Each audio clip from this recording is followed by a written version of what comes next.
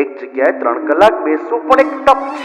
અને ઘણા તો પાછા જપ કરવા બેસે એટલે ઓહો આખા દુનિયાની લપ એમના મગજમાં આવી જાય.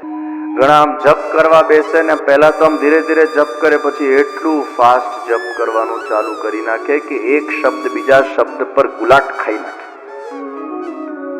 પછી શબ્દો ન સંભળાય, એટલું ફાસ્ટ. એક જણાને મેં માળા કરતા જોયા. મેં એમને પૂછ્યું, ભાઈ તમે બહુ માળા કરો છો? મેં સાંભળ્યું, હા હું તો 1000 માળા કરું રોજ. મેં કીધું 1000? પછી મેં એમને માળા કરતા જોયા ને, આમ 2 હાથ વડે. અરે વાહ, આ તો આપણી 1 માળા એટલે અમને 1000 માળા થઈ. એમને બસ એક એવું સેટિસ્ફેક્શન કે હું રોજ 1000 માળા કરું છું. તો કોઈ કે અમને સેવામાં રસ નથી, અમને હરિનામ સંકીર્તન કે જપ કે કથામાં પણ અમારી બહુ ખાસ કોઈ રુચિ નથી. હજી કોઈ નાવડી, આ ત્રીજી નાવડી છે. અને આ ત્રીજી નાવડી એ ભગવદ કાર્યની નાવડી છે. તમે કોઈ પણ ભગવાનના કાર્યમાં જોડાઈ જાઓ. કોઈ ભગવદ કાર્ય થતું હોય એમાં તમારી વિત્તજા સેવાને પ્રદાન કરો.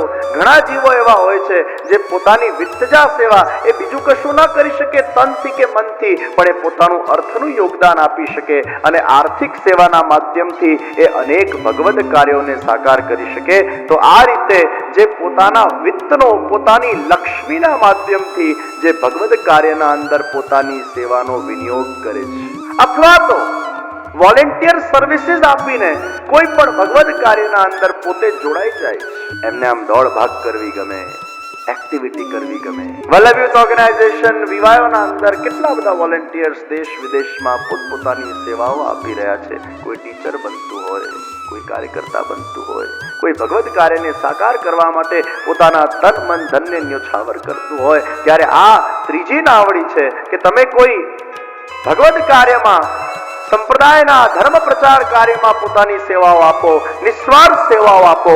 તમે ભગવાનના પ્રસન્નતાને કેન્દ્રમાં રાખીને સેવાઓ આપો. આ ત્રીજી નામ. અને ચોથું, તમે ગુરુ સેવા કરો, ગુરુ કાર્યમાં પોતાનો સહયોગ આપો. ગુરુ ભક્તિ કદાચ તમારા હૃદયમાં પ્રગટ થાય. ગુરુ પણ પ્રભુનું સ્વરૂપ છે.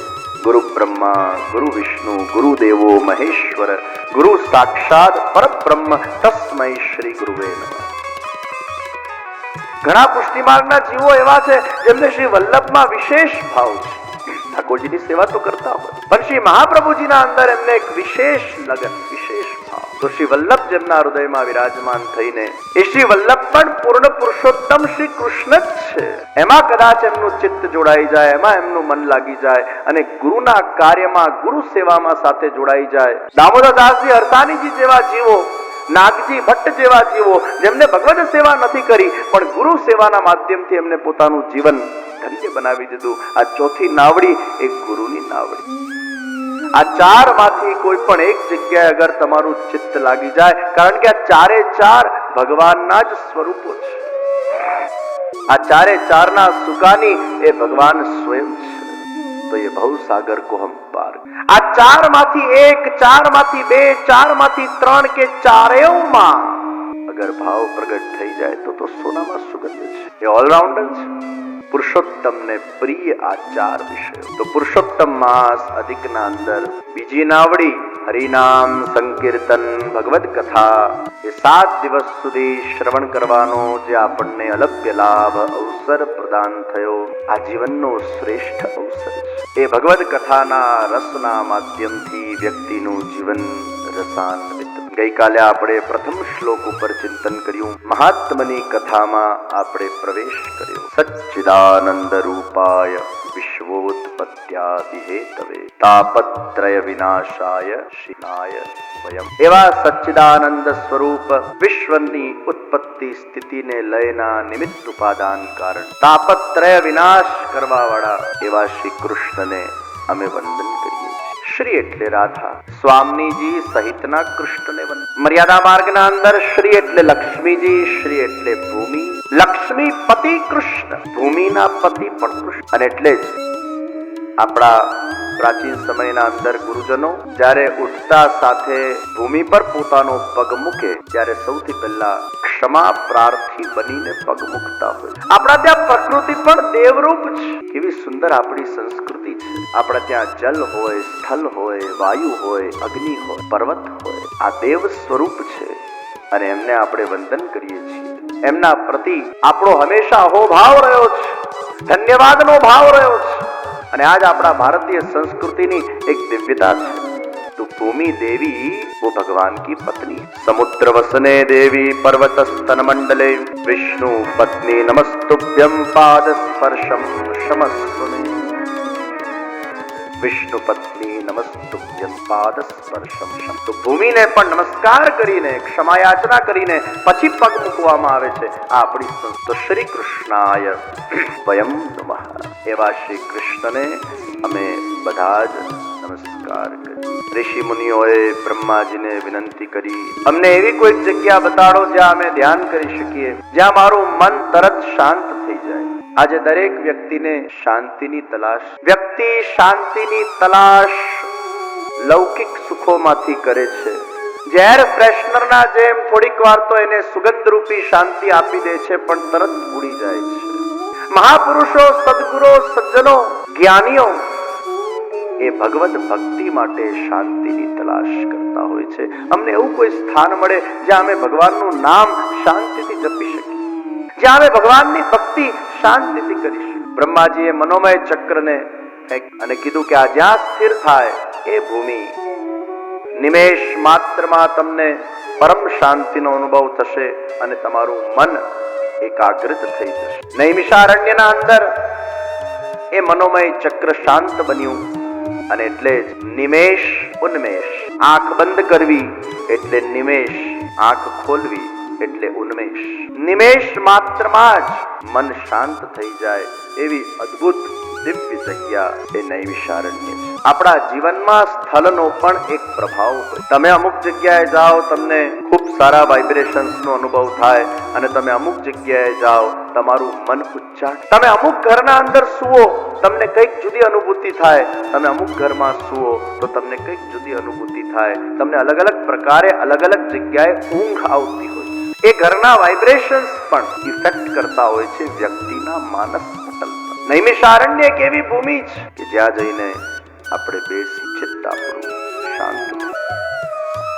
અને એટલે જ આખા 24 કલાકના સમયગાળાના અંદર અગર સૌથી શ્રેષ્ઠ સમય ચિત્તને શાંત કરવાનું હોય એ બ્રહ્મ મુહૂર્તનો સમય. 3:45 વાગે સાધક સવારે વહેલા ઉઠે. 3:45 વાગે ઉઠીને અગર તમે જપ કરો, 3:45 વાગે ઉઠીને અગર તમે ધ્યાન કરો, 3:45 વાગે ઉઠીને અગર તમે ભગવાનમાં તમારા ચિત્તને લગાડશો, એ બહુ જલ્દી લાગી જશે. કારણ કે એ વખતે સત્વગુણનો પ્રભાવ હોય છે, મધ્યાહનના સમયે રજોગુણનો પ્રભાવ હોય છે અને રાત્રિના સમયે તમોગુણનો પ્રભાવ હોય છે. તો જે વખતે જે કાલમાં જે ગુણનો પ્રભાવ હશે એ ગુણની અસર એ નિશ્ચિત તમારા અંદર જોવા મળશે. વર્કોહોલિક જે લોકો હોય છે, જે લોકો કદાચ બહુ ધર્મમાં પણ નથી માનતા, ભગવાનમાં પણ નથી માનતા, પણ એ લોકોનું પણ એવું કહેવું છે કે when we wake up early and when we want to plan our day, when we have to plan our strategies, when we have to plan something for our business, 3:45 a.m. when we wake up and when we are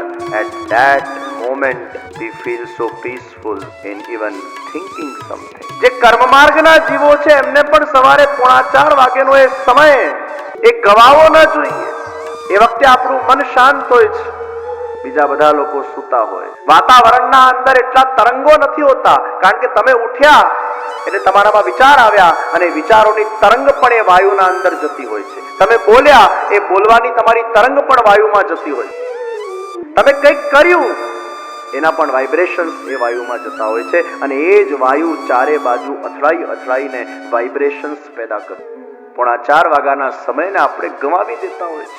અને એટલે best time for sleeping it is said 10 p.m. to 3:30 a.m. The best time to 10 to 2 is the best time to sleep. It gives rest to your body. અને એટલે 10 વાગે સૂઈ જવું. 3:45. ઘણા યુવાનો આખી રાત જાગીને વાંચે, કોફી પીને વળી પાછા double shot coffee to make themselves awake. એમને કદાચ એમ લાગતું હશે કે અમને રાત્રે વધારે શાંતિથી અધ્યયન કરવાનું ફાવે છે, પરંતુ યુવાનોને ખાસ આપના માધ્યમથી કહેવા માંગુ છું, એ લોકોને ખાસ સૂચન કરજો.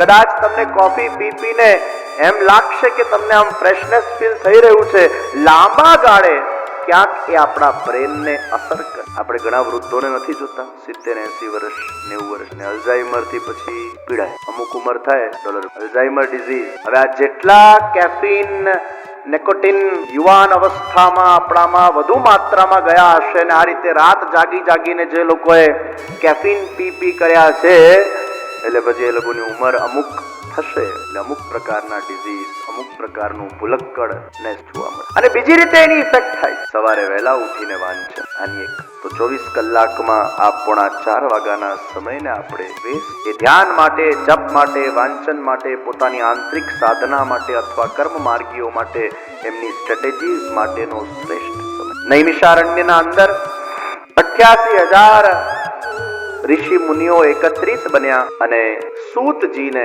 વ્યાસાસને વિરાજમાન કરીને એમનું અભિવાદન કર્યું છે.